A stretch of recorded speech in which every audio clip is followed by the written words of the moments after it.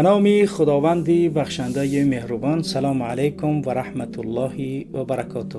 بیننده عزیز و گرامی، برنامه‌ای که امروز تقدیمتان می نماییم نامه مرا علیحده نشر کنید شماره 56 است و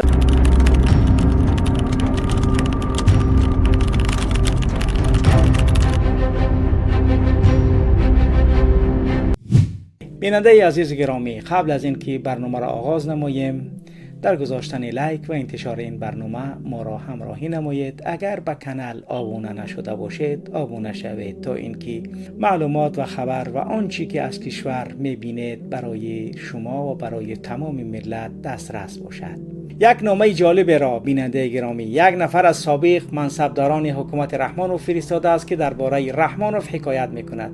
این نفر نامناسبش را هم ذکر کرده است. شخصیت برای دایره های فرهنگی و ادبی و علمی عموما زیایی کشور شناخته شده می باشد. این نامه من را اگر علاجش باشد علیحده چاپ نمایید. با احترام، زاده ناحیه دنقره، قفای автовокзال دنقره، سابق خواننده مکتب شماره 1 به نام ولادیمیر ایلیچ لنین. عین زمان نفقه خور در افیر نام من را نگیرید. خوب، دیگر ما هم نام شما را نمیگیریم. این سابق حکومتی از دنقره ضمن انشای نامه اش به دو مسئله، یکی تامین امنیت رحمانوف در جریان سفرهایش با مناطق کشور و دیگر سطح واقعی محبوبیت وی در میان مردم تمرکز کرده است. مؤلف گفته است که اگر امام علی رحمانوف آنچنان که خودش و اطرافی‌هایش میگویند اینقدر با خلق باشد و محبوب و پسندی مردم باشد، چرا قبل از آمدنش به نزد مردم صدها بلکه هزارها نفر زیاد نظامی و امنیتی و اکثریت مسلح محل ملاقات او را تحت کنترل میگیرند؟ اگر در بین خلق عادی یگان دشمن دارد که قصد جان رحمانوف را میکند، معلوم میشود که این گپ و حرف ها که رحمانوف پرزیدنت خلق و مردمی است اساس نداشته است. در ادامه مؤلف با فکت و رقم ها این فکر و عقیده را بیان نموده است که آوازخوان‌های تاجیک در قیاس با رحمانوف مردم خوبتر از آنها پذیرایی میکنند. برای همین آبروی حافظه ها از رحمانوف چند کرات بالاتره.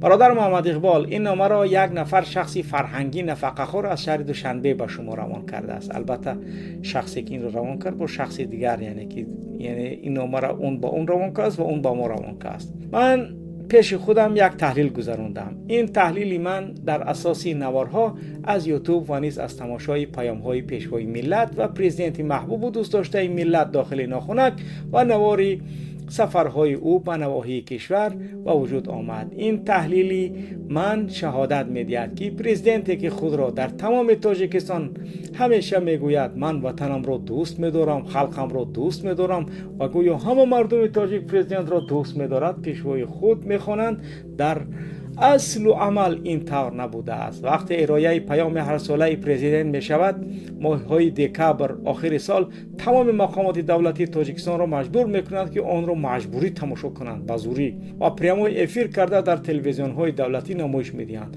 همه رادیوها چه دولتی و غیر دولتی و این چنین در اینترنت شبکه جهانی یوتیوب میگذارند تا که مردم پرزیدنت محبوب خود را تماشا و گوش کنند. من چندین پیام پرزیدنت رحمانوف را تماشا و سپس تحلیل کردم. باور کنید که در تعجب موندم.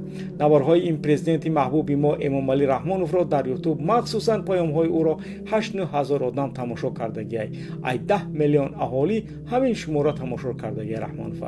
یک پیام دیگر پرزیدنت را از 10 میلیون اهالی تاجیکستان 52 هزار آدم دیدند و تمام.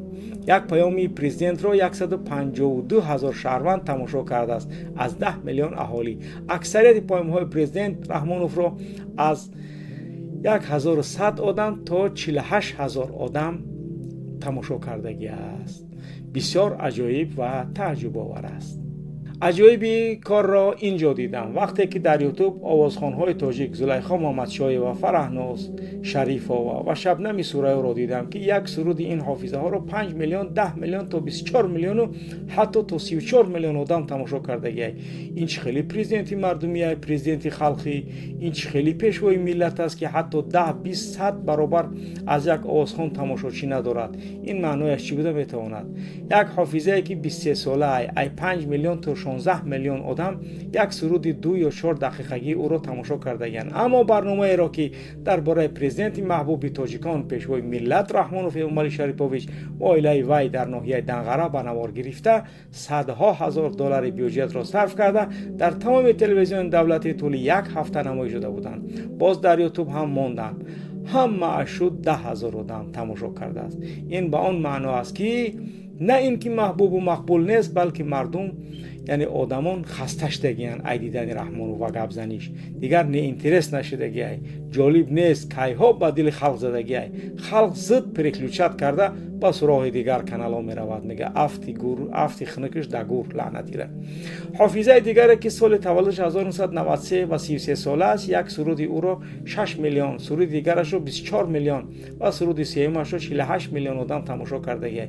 این سرودها از 3 دقیقه تا 5 دقیقه زیاد نیستند، اما پیشوای ملت پرزیدنت تاجیکستان محبوب داخلی ناخنک، دوست داشته ترین پرزیدنت جهان در داخلی ناخنک که 3-4 ساعت در پیام هایش قرائت میکند، آدما را مجبور آورده طول 5-6 ساعت چون گروگان در کاخ باربد میشنونشونه این پرزیدنت را 10,000 یا 48,000 بالا تا 152,000 آدم تماشاش میکند. حافظه دیگری که 45 ساله شبنم سوریا که یکی از سرودهای او را 9 میلیون آدم تماشا کرده، سرود دیگرش 21 میلیون آدم تماشا کرده، باز یک سرود دیگرش 28 میلیون، خلاصه تا 34 میلیون و اینچنین سرود آخرش 54 میلیون تماشا کرده.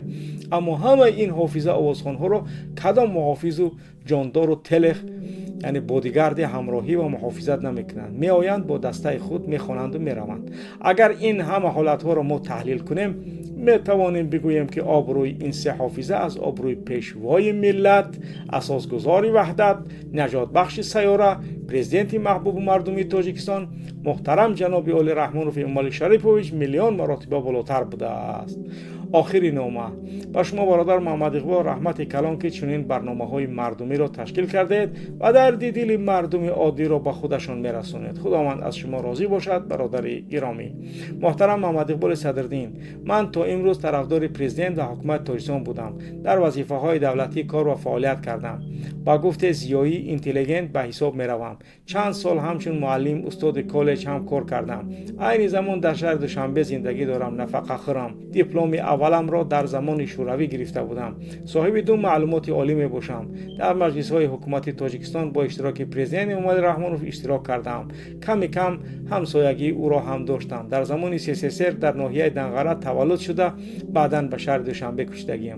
از نگاه من پرزیدنت رحمانوف امومالی آدم آنقدر بد نبود. تا سالهای 2005 رحم و شفقت و طرفدار خلق عادی بودن خود را کم وانمود میکرد و گاه خود را عدالت پرور نمایش میداد. بعد سال 2007 آهسته رفتار و کردار وی دیگر شدن گرفت.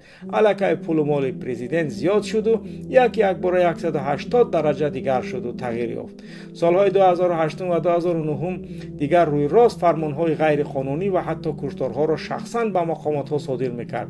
دیگر تنها بعضی آدمان دنغره را دستگیری میکرد و با مردم عادی اهمیتی نمیداد. کشتار علی بیدکی، کشتار میرزا جگر، کشتار وزیر MVD صالح محمد نظر، کشتار حاجی حلیم، زندانی کردن یعقوب سلیم، زندانی کردن غفار صدای، زید سعیدوف، محمد رضی اسکندرов، یعنی چیز که آدمان نزدیک خود را سر کرده، دیگر بسپشد نه و بانک رفته، دیگر فکر هیچ کس را نمیکرد، نه فکر پدر و مادر این شخصان را، نه فکر زن و کودکان آنها را و نه فکر خدمت های این شخصان را میکرد. تاریخ گواه است و حتی بعض شخصان را من شخصا پرزیدنت سپارش میداد که فلان شخص را حتما زندان کنید، گناه دارد یا ندارد. این شخصان را با واسطه اگنتی کروپسیا آن وقتا کلی فتاح رقاصه فتاح سعیدوف که بعدها به عبدالفتاح غایب تغییر نام کرد، دیرکتور اگنتی کروپسیا بود، شکستند و به زندان انداختند. مثلا نظام خان جورایف، زید سعید و غیره. با واسطه این کلی اینتریگانت یا چه خیلی شما میگوید سوزی بدست که از قشلاق خجاوه که دنغره است، از ناحیه غرب قشلاق حایید با پدرش غایب کل مهاجر شده در سالهای شوروی آمدگی بودند، اما همه وقت خود را دنغرگی میگیرد. شخصانی صرف به گناه را نامردانه زندانی کرده شکسته بودند. اگر در یاد داشته باشید در یک مجلس شورای امنیت امومالی رحمان و پروکوران را خزانده سخت سرزنش کرده بود که 10 سال پیش صورتتان را یک بار ببینید که چه خیل بودید، حاضر چی خانه داشتید، امروز چی؟ کی آورد شما رو به سر این وظیفه ها؟ لپاستو رو میبینیم میگفت بعضش منه. прокурорро хизетон айҷо муовинои прокурори генералӣ ин вазифаи ҷонии шумо ҳам аст. як камбуди прокурори генералӣ нест. яхешад садқаи вазифаву иззати эҳтироми роҳбари давлат. ҳамин катаи кор бора бинем як андеша кунем 10 сол пеш суратон намонем хонатон да суратотон кӯдакотонро портрет кине бинем чӣ ранг намуд доштем 15 сол пеш чӣ ранг намуд доштем ҳозир чӣ чӣ хонаводар доштем ҳозир чӣ чӣ моликат доштем ҳозир чӣ оя шукрона карда кор намекунед содиқона дар куҷо будем ки даъват кард ки интихоб кард ки таъин кард ягон нафари шуморо ман супориш додам ки фалон деларо дигар кунед 1001 тараф мегардонед баъза делаҳои пул одамони вай дорад коррупсия кофта гаштем ҳастанд кадрои содиқ имрӯз проблема нест яқинат баъзен то ҳамин дараҷа курнавакаем аз даруни хок оварда имрӯз лампасоро мебинем вая мебинем пешёд кун ҳамаи муовинои аввал муовини прокурора аз вазифашон озод кун прокурори вилоятам озод ҳастанд кадрои содиқ имрӯз проблема нест. اون وقت کلی فتا اوتای شروع پروکورورها رو که سخت بد میدید آنها رو با پرزیدنت سیاه کرده بود چون که میخواست تیزتر وزیر MVD شود. بعدی اگنتی کروپسیا استریلکش راست به سمت MVD و وزیر این وزارت شدن بود. اما خداوند خودش میداند که چه خیال دل و نیتی دارد. در یک لحظه کلی فتا گرفتند و شرمنده‌وار دفع کردن و آنتی پارتیوش کردند. خلاصه کلام پرزیدنت امامعلی رحمانوف عین زمان 74 ساله شد. در طول این سالها آبروی اعتباری وی به جای آن که بالا رود آمده در زمین خاک سیاه زده است. اگر رحمانوف امامعلی در نزد مردم آبروی اعتبار می داشت و یا پسند خلق می بود حتی به ناحیه دنغره که ناحیه خودش زادگاهش است می آید یک هفته پیش گروه الفا اقدام زیاده از 500 نفر باز 200 نفر جاندار و تلخ و خدمات محافظان خودش 1500 سلطنت مخصوص میلیسیای ناحیه دنغره 1500 نفر از ولایت ختلان 1000 نفر از چست 35 یلدی سابق سهراب قاسم 1000 نفر آمده در کوه پشته‌های دنغره جابجا میشوند و پوزیسیا میگیرند. چرا من عموما نمیفهمم که این قدر خراجات و این همه ناباوری و این همه وحشت و ترس از چی و از کی باشد آخر؟ رحمانوف در تمام محفل و مجلس‌ها خود را شعر میگیرد، خود را قهرمان ملت داخل ناخنک جناب عالی داخل ناخنک و پیشوای ملت داخل ناخنک معرفی میکند. در سینه میزند اما از همسایه‌های دنغرگی خودش میترسد و با توپ و تانکا و ارمی خودش میآید به زادگاه خودش. برای چی؟ خوب شهر کلاب یا پامیر یا وحدت یا سوخت رفتنی شد تا 10,000 سلطنت و میلیسیا و امنیتی و تمام مقامات او را رفته محافظت میکنند. اما در زادگاه خودش دنغره کی میترسه امامعلی رحمانوف؟ ما میتوانیم یا نمیتوانیم سوال است ریتوریکی و گشاده باقی میماند. واقعا راست میگه این پیرمرد نفقه‌خور، واقعا درست است، راست میگوید. پس گفتار اصلاح به این نامه. این نامه بیننده گرامی تنها یک نامه عادی نیست، این صدای اندیشه یک نفر است که سالها از نزدیک نظام را دیده و امروز به خلاصه های دیگر رسیده است. سوال این است که اگر رحمانوف واقعا محبوب خلق است چرا برای دیدار با همین خلق صدها و هزارها محافظ لازم می شود؟ اگر مردم او را دوست می دارند پس این همه ترس از کیست؟ مردم عادی، از جوانان، از مادران و پدران یا از همان حقیقتی که دیگر پنهان کردنش دشوار شده است؟ چرا یک آوازخوان به ارتش، به الفا، به صدها ماشین محافظتی به میان مردم می رود اما پیشوای ملت حتی به دنغره زادگاه خود با محاصره نظامی سفر می کند؟ آیا محبوبیت را با شعار می سازند یا با محبت واقعی مردم؟